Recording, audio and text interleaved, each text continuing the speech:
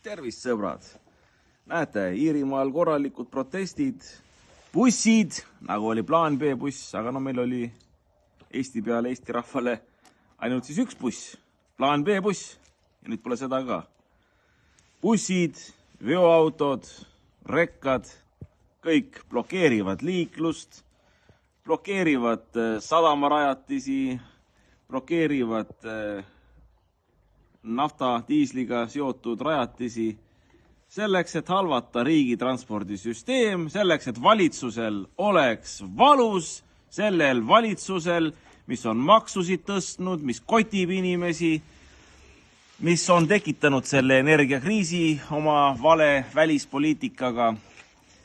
Vaat see on see, kuidas rahvas protesteerib. Aga näed, meil oli üks buss Eesti rahva peale, plaan B buss, plaan B loomulikult oli ja on Kremli-meelne, see on kohe selge. Sellepärast ma olen siin Kreekas ka praegu, et siin on ikkagi Eesti arvamusliidrite järgi ikka Vene õigeusk ja ongi tibla valmis. Ja Eesti rahvas valis siis põhimõtteliselt plaan B bussi pole, valis Isamaa, valis Reformierakonna, valis neid teisi ka veel, nendel ju ka nagunii busse pole ja nemad käivad ilusti ülikondade lipsudega. Väga ilus, peabki käima.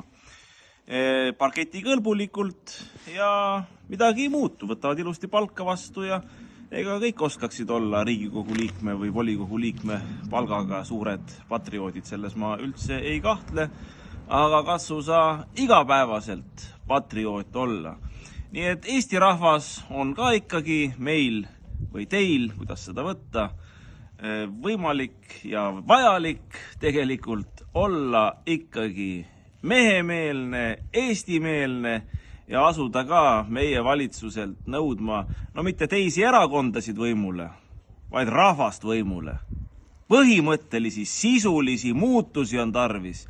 Mitte ei ole vaja vahetada ühte ülikonnastatud poliitikut teise poliitiku vastu, ühte erakonda teise erakonna vastu.